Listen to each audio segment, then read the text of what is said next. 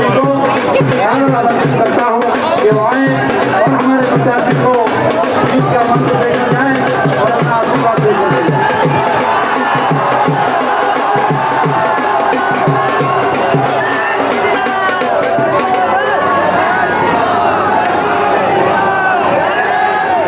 Bharatiya Janata party के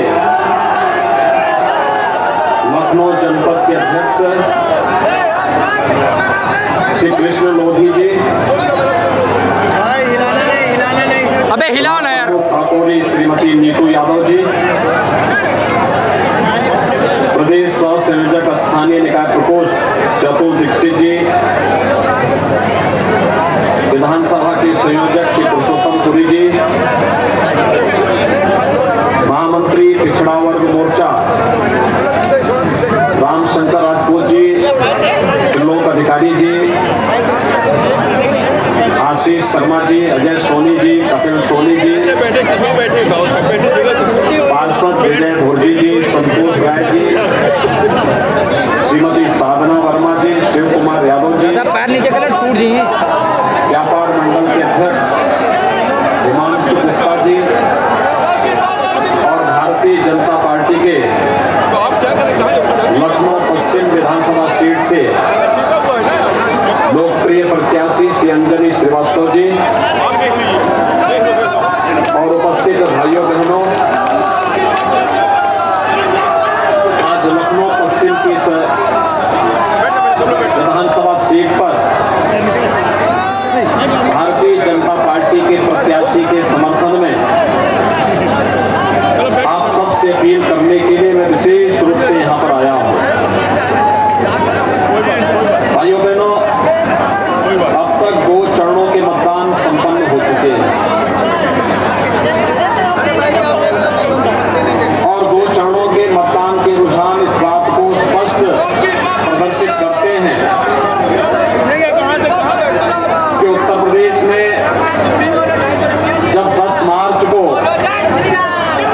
उत्तर प्रदेश विधानसभा के चुनाव परिणाम सामने आएंगे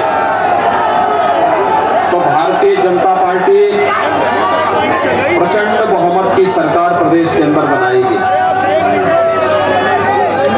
कल भाइयों बहनों तीसरे चरण का मतदान होना है। 59 सीटों पर 16 जनपदों में कल मतदान होगा और मैं विश्वास के साथ कह सकता हूं कि जनता जनार्दन का जो आशीर्वाद भारतीय जनता पार्टी के प्रत्याशियों को प्राप्त हो रहा है, जब चुनाव परिणाम आएंगे तो 5 वर्ष में भारतीय जनता पार्टी की डबल इंजन की सरकार ने प्रदेश के अंदर सुरक्षा का, प्रदेश के अंदर जिस प्रकार का माहौल दिया है उसको ध्यान में रखते हुए उत्तर प्रदेश की जनता जनार्दन का आशीर्वाद भारतीय जनता पार्टी को प्राप्त होगा। अब इसमें कोई संदेह नहीं और इसलिए लखनऊ पश्चिम में भी अंजनी श्रीवास्तव भारतीय जनता पार्टी के प्रत्याशी के रूप में आपके बीच में हैं, जमीन से जुड़े हुए कार्यकर्ता हैं और इसके लिए आप सबसे अपील करने के लिए विशेष रूप से मैं आपके बीच आया हूं। भाइयों बहनों, 2017 के पहले उत्तर प्रदेश के अंदर क्या स्थिति थी किसी से छुपी हुई नहीं है। उत्तर प्रदेश में हर तीसरे दिन एक दंगा होता था। उत्तर प्रदेश में अराजकता थी,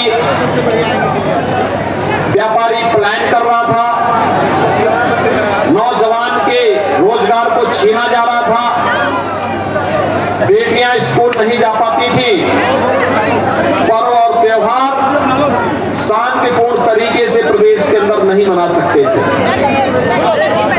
यहां तक कि बिजली को देने में भी बिजली की भी जाति, मत और मजहब देखी जाती थी। लेकिन जब 2017 में प्रधानमंत्री मोदी जी के आह्वान पर आप सबने भारतीय जनता पार्टी को अपना आशीर्वाद दिया और प्रदेश में भारतीय जनता पार्टी की प्रचंड बहुमत की सरकार बनी, तो भाइयों बहनों 5 साल में भारतीय जनता पार्टी ने उत्तर प्रदेश को एक दंगा मुक्त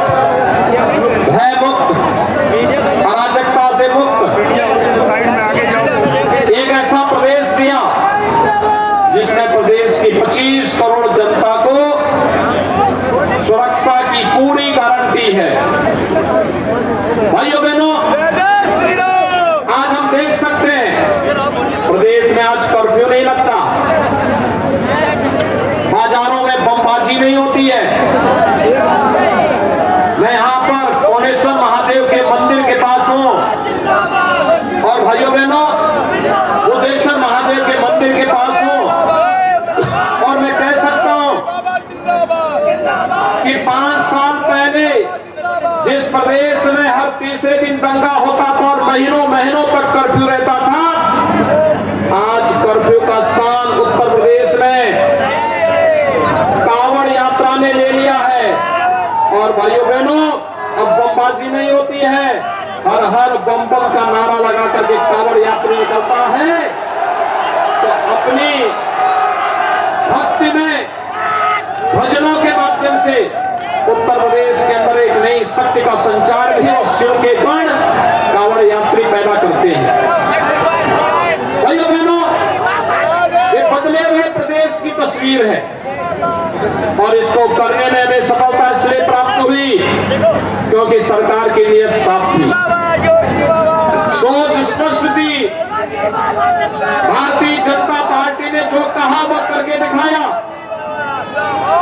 2017 के पहले जो प्रदेश अराजकता, दंगा, गुंडागर्दी इन सबसे त्रस्त था, आज वही प्रदेश भय मुक्त, दंगा मुक्त और एक देश के अंदर कानून का राज स्थापित करने वाले राज्य के रूप में स्थापित हो चुका है।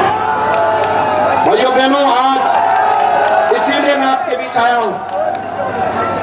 आपने देखा होगा, कल ही आपने देखा है भाइयों बहनों, कल अहमदाबाद की एक न्यायालय ने गुजरात के अहमदाबाद में सीरियल ब्लास्ट के लिए जिम्मेदार आतंकियों को फांसी की सजा दी है। 38 आतंकवादियों को फांसी और आजीवन कारावास हुई है। इनमें से कुछ आतंकियों का संबंध उत्तर प्रदेश से भी है और उत्तर प्रदेश से जिन आतंकियों का संबंध है उसमें से आजमगढ़ के एक आतंकवादी के पिता तो बाकायदा समाजवादी पार्टी के प्रचारक के रूप में काम कर रहे हैं। ये समाजवादी पार्टी का वास्तविक चरित्र है और ये पहली बार नहीं हो रहा है। याद करिए 2013 में जब समाजवादी पार्टी ने प्रदेश में घोषित आतंकियों के मुकदमों को वापस लेने की कुत्सित चेष्टा की थी, अगर न्यायालय उस समय को स्थगन आदेश नहीं देती तो ये सभी आतंकी पूरे प्रदेश के अंदर जगह जगह विस्फोट करके आतंक का एक माहौल पैदा कर रहे होते। भाइयों बहनों, समाजवादी पार्टी की विकास की कोई सोच नहीं है, सुशासन उनके सपने में भी नहीं है। उनका नाम समाजवादी है लेकिन भाइयों बहनों काम तो उनका दंगावादी है और सोच परिवारवादी है। वे विकास नहीं कर सकते, विकास उनके एजेंडे का हिस्सा ही नहीं है।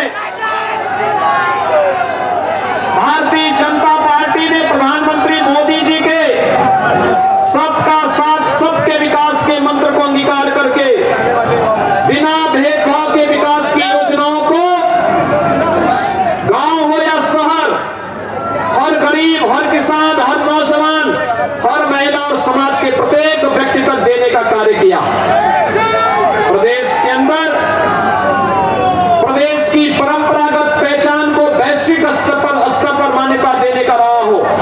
याद करिए 2017 के पहले प्रदेश के अंदर एक महोत्सव होता था और होता था सिपाही महोत्सव के नाम पे। आज भाइयों बहनों, उत्तर प्रदेश के अंदर जो महोत्सव आयोजित होते हैं ये उत्तर प्रदेश को नई पहचान दिलाते हैं। लखनऊ में हम आयोजित करते उत्तर प्रदेश के स्थापना दिवस का महोत्सव। याद करिए 24 जनवरी 1950 को उत्तर प्रदेश अस्तित्व में आया था। 1950 से लेकर के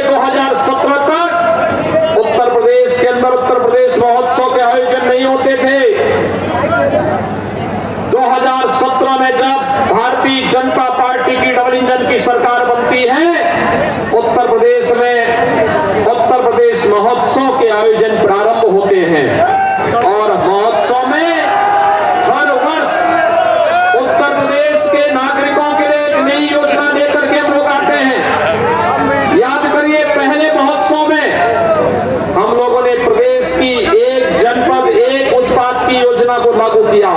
आज उत्तर प्रदेश की एक जनपद एक उत्पाद की योजना उत्तर प्रदेश की ब्रांड तो बनी है, भारत सरकार के केंद्रीय बजट का भी हिस्सा बना है। और इसने उत्तर प्रदेश के अंदर भाइयों बहनों 60 लाख नौजवानों को नौकरियां दी हैं और रोजगार की सुविधा उपलब्ध करवाई है। 1,21,000 करोड़ रुपए का एक्सपोर्ट उत्तर प्रदेश से होता है। दूसरे वर्ष जब उत्तर प्रदेश का स्थापना दिवस का आयोजन होता है तो राज्य सरकार ने विश्वकर्मा श्रम सम्मान के नाम पर परंपरागत हस्तशिल्पी और कारीगरों को प्रोत्साहित करने, उनकी ट्रेनिंग करने, उनके स्किल डेवलपमेंट के लिए और उनके आर्थिक स्वावलंबन के लिए विश्वकर्मा श्रम सम्मान की योजना प्रारंभ की। आज इसके माध्यम से लाखों हस्तशिल्पी, लाखों कारीगर आज आर्थिक स्वावलंबन के पथ पर अग्रसर हुए हैं। भाइयों बहनों, उत्तर प्रदेश ने अपने स्थापना दिवस के अवसर पर हर वर्ष कुछ न कुछ नया किया है। और दूसरा, उत्तर प्रदेश की पहचान से जुड़े हुए आयोजन, याद करिए दीपावली के दिन अयोध्या का दीपोत्सव का कार्यक्रम वैश्विक मंच पर अयोध्या छाती है। याद करिए होली के अवसर पर मथुरा वृंदावन का रंगोत्सव का कार्यक्रम वैश्विक स्तर पर बरसाना की होली पूरी दुनिया के अंदर छाती हुई दिखाई देती है।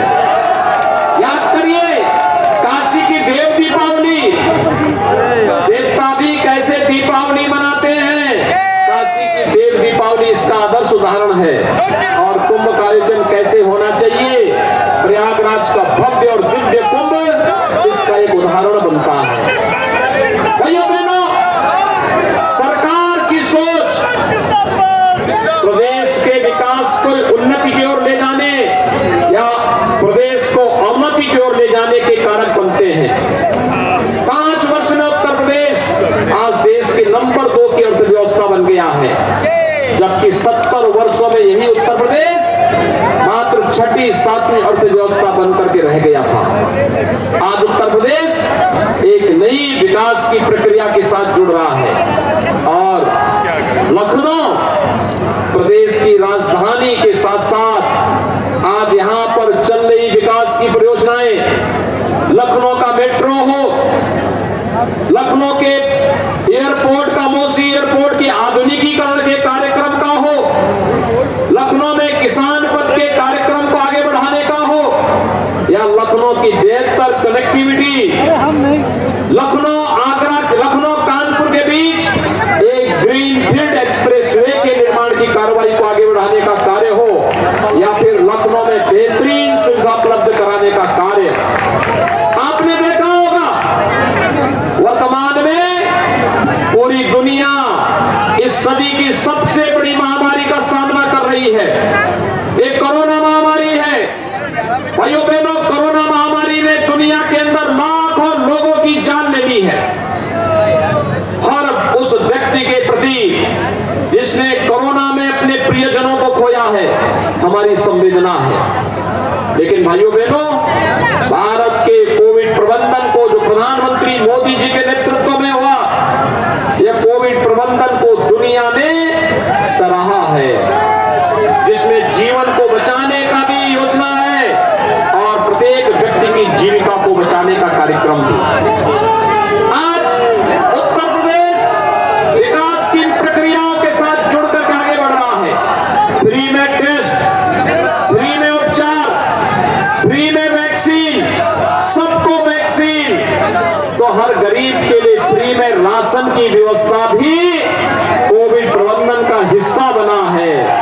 15 करोड़ गरीब वर्तमान में उत्तर प्रदेश के अंदर महीने में 2 बार डबल इंजन की सरकार के द्वारा फ्री में राशन की सुविधा प्राप्त कर रहे हैं।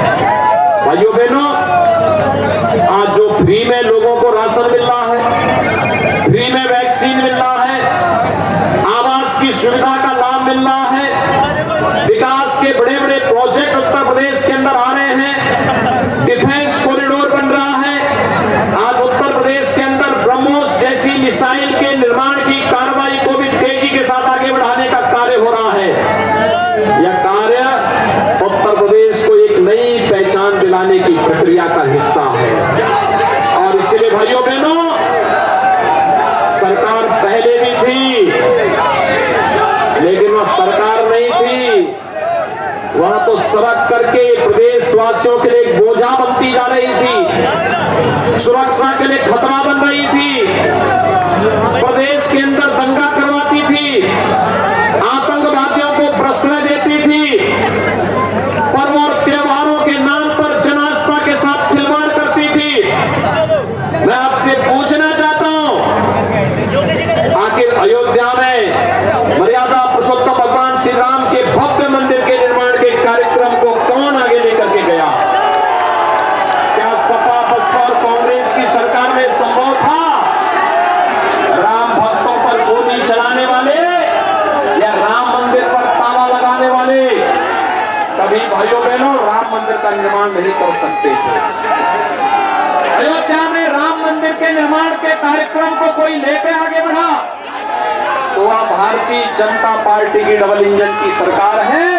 और प्रधानमंत्री मोदी जी ने तो कोरोना कालखंड में 5 अगस्त 2020 को अयोध्या में श्री राम जन्मभूमि पर भगवान राम के भव्य मंदिर के निर्माण के कार्यक्रम को आगे बढ़ा दिया है। ये वही प्रदेश है इस प्रदेश में युवाओं के साथ खिलवाड़ होता था, नौकरी निकलती थी और सत्ताधारी दल के चाचा भतीजा और महाभारत के सारे रिश्ते एक साथ अवैध वसूली के लिए निकल पड़ते थे। आज भाइयों बहनों, पारदर्शी भर्ती की प्रक्रिया में उत्तर प्रदेश के नौजवानों को सरकारी नौकरी मिल रही है।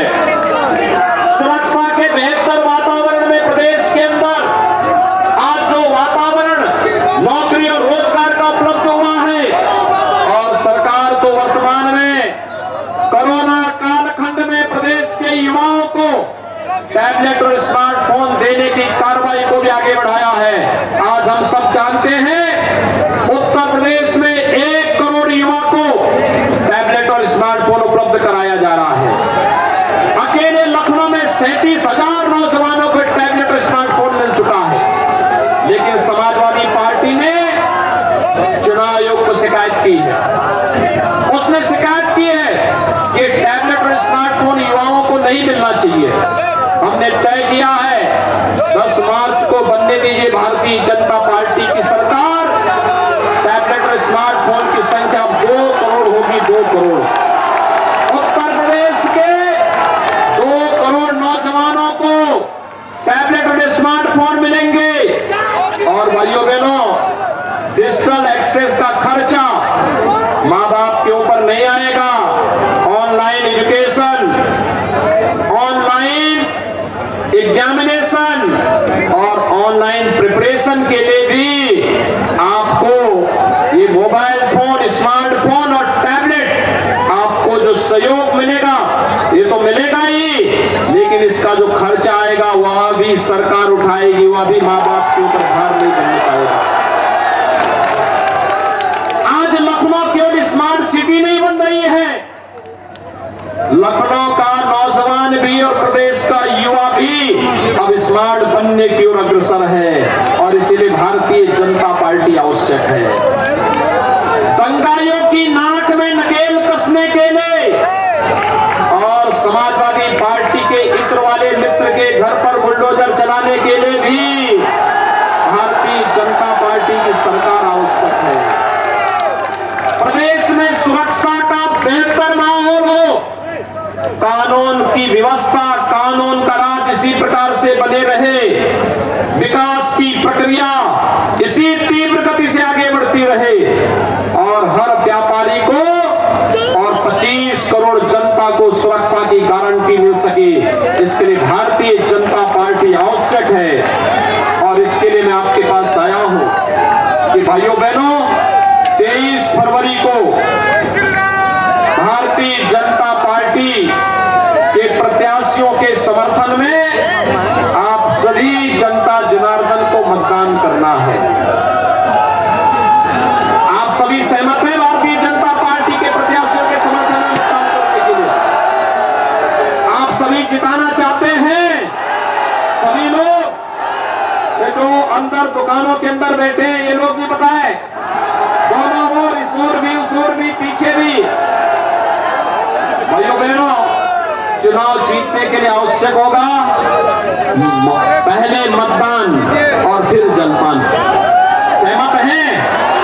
सभी लोग सहमत हैं? यहां पर श्री अंजलि श्रीवास्तव को भारी बहुमत से विजयी बनाएंगे। भारी बहुमत से दोनों हाथ मिला करके अपना आशीर्वाद कीजिए अंजलि श्रीवास्तव को और मेरे साथ बोलेंगे भारत माता की, भारत माता की, भारत माता की।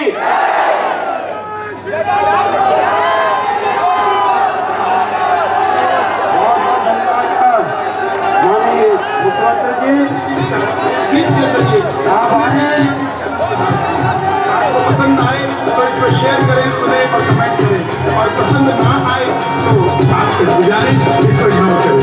जय श्री राम।